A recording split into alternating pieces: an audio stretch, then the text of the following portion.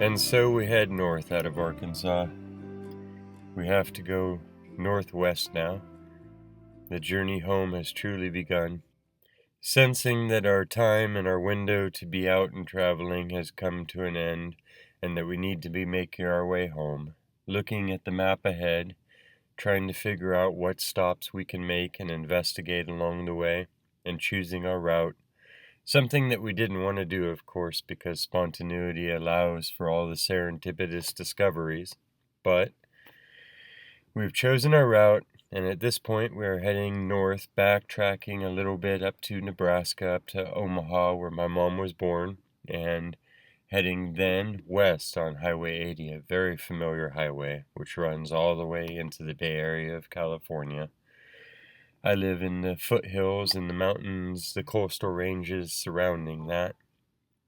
So it's a familiar old friend that we're heading to, and at this point, being a little weary from the road, it's kind of a nice and cozy feeling to be heading back there. I'm trying to capture all of the details for you as I go, all of the different views and scenes, the scenery. For those of you who know these areas, it's landscape pictures. For those who don't, though, which is part of why I quest, this is a look at places where you may not have been, things you may not have seen. And so I try to capture those details instead of just heading from the main treasure to the main treasure. This is half the point, is to try and look around, try and show you the little things that I saw that gave me goosebumps or wanderlust. The creeks passing by, the different valleys, the different farms, the lives that any of us could live, where you look and you see it and you say, I could live there, or I wonder what life is like in this little town, or this city. You see things that are familiar to you and you realize that they're going on in these places also.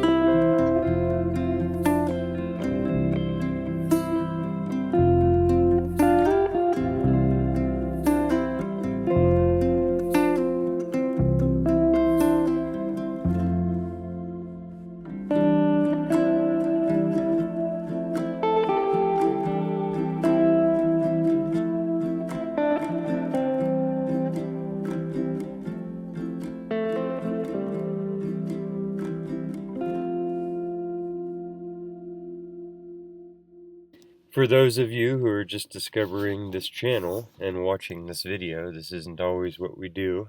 All kinds of videos. There's over 1,000 videos now up on the channel, and right now we are currently traveling across the country, and this is a series of videos following that. So a little bit different than our normal, and for my regular viewers, of course, I realize that this has been a long trip and a lot of long videos, and I understand that everybody has busy lives and not everybody can watch all of these videos next time. But I went ahead and made that executive decision because I wanted to make this a complete journey. For me, this is my first trip from corner to corner of the entire country that I live in by land. And I'm 47 years old in June, and I feel like there's no for sures in this life, I guess is what I'm trying to say. So this is my definite trip that I made, and I wanted to document it. And since I do a YouTube channel, and so many of you have become friends and close friends over the years, I felt like I should go ahead and do the whole thing all the way. So there will be a couple more videos like this in the series that have a lot of landscape shots, but there are also a couple of really awesome adventures coming up. I could tell you this because by this point, the distance between when I am getting the videos edited and put out to you, and then letting you have enough days for everybody to get a chance to watch them before I put out the next one, has caused, of course, a real time and video time difference, if you were talking about timelines. So these, of course, aren't following my day-to-day journey. I am running weeks ahead of this now at this point, but going back and editing these videos and making sure they're getting out to you. So you will be seeing places as we go along that now have snow on them, but they didn't have snow when we were passing through, and it was literally dusting behind us for the first time that season. So that's, of course, what happens when you record something and then have to edit it, and then there's time in between releases. And so just wanted to make that clear too. But it allows me to already be in the future and let you know we made some awesome discoveries, and we did a lot more great rockhounding, and yeah, so that's all I'm going to say about that. There's some killer videos coming up, and for everybody that's riding with me for the whole journey, I so appreciate it because every view and every bit of support matters, and I enjoy knowing that you guys are there. We've become friends, grown to know each other over the years, and so you're seeing one of my biggest life events happening. So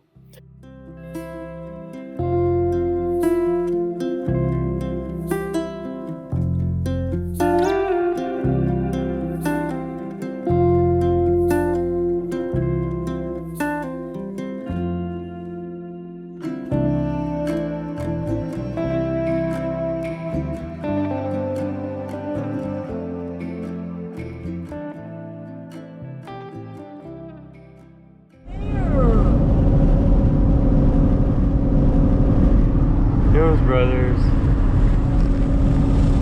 Omaha, Nebraska. I'm gonna cry. Follow that truck. Right? It just was a sign to let you know that you were home one more time as you're coming through. Don't want to mix you up. So you used to smell the smell from their factory?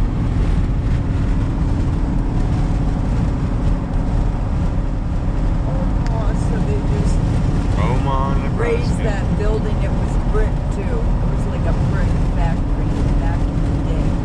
Well, it looks like the trucks are still rolling out. They sure are. It does say Omaha Hills Brothers. Good to the last drop, and then the drop will come out of the coffee pot into the coffee.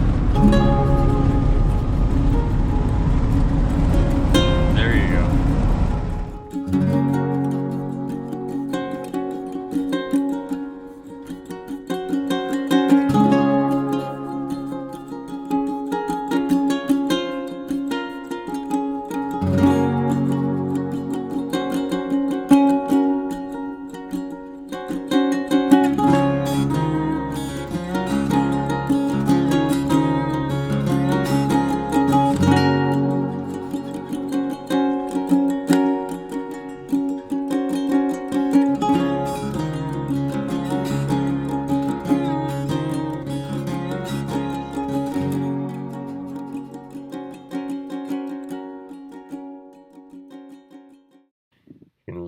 brought some of the scenery with me. I was enthralled by the different changing seasons, the colors. I mean, if you're going to travel in spring or fall, because it's just beautiful, of course, and the colors, the geology of everything, just everything. And I guess that's my problem, but that's also what we do here, and somehow or rather I've gathered all of you up and you've stuck with me, so you must do it too. And that's part of the joy of being alive on this planet, is the diversity of everything and how many different things there are to get into and experience and enjoy.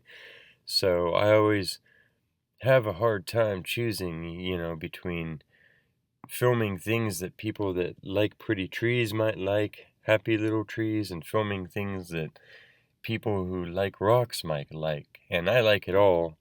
And so I decided long ago, no matter what, I was going to go ahead and just try and put it all on there. And so that's how we ended up with the quest for details. And so, of course, at this point, I'm just trying to capture all of the beautiful things in the world that I see and share them with you.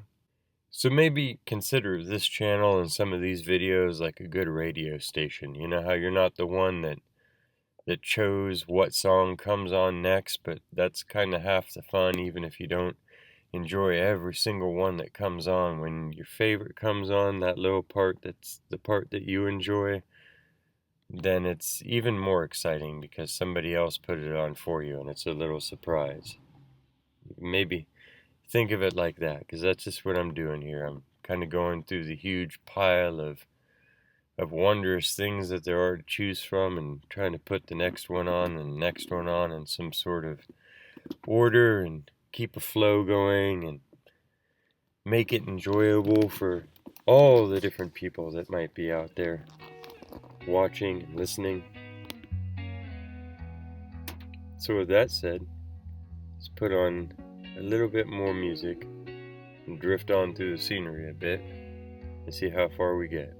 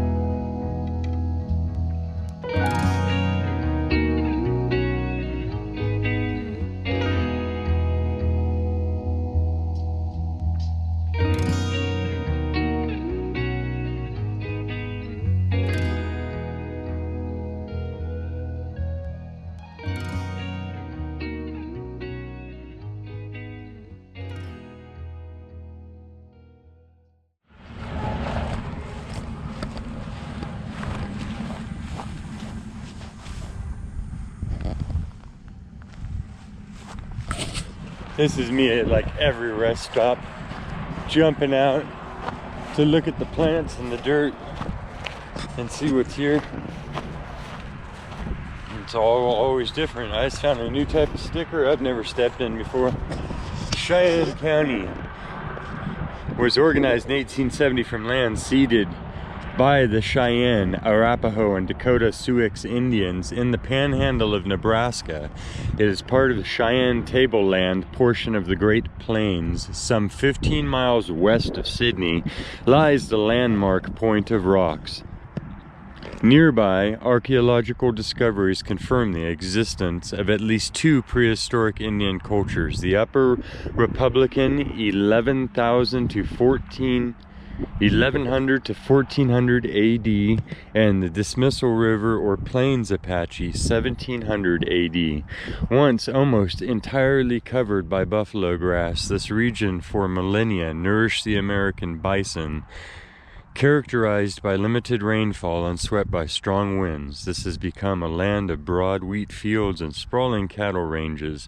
Ranching began in the 1869, and by 1882 over 200,000 cattle pastured here. In the late 1800s, settlers found 160-acre homesteads too small to support dry land farming, and extreme drought and grasshoppers of the 1890s forced many to leave. The Kincaid Act of 1904, granting 640-acre homesteads, resulted in another rush of settlement. Western travelers will follow the valley of Lodgepole Creek, used by the Union Pacific Railroad when constructing the first transcontinental line in 1867.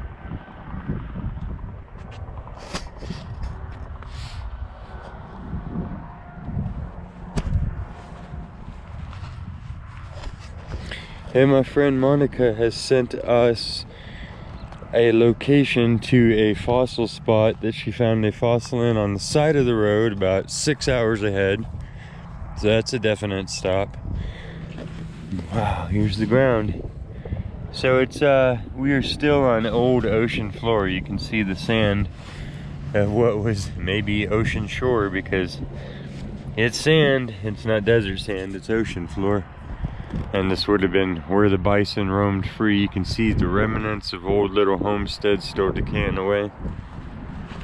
These are the rest stops. We're back on 80 and there are plenty of them.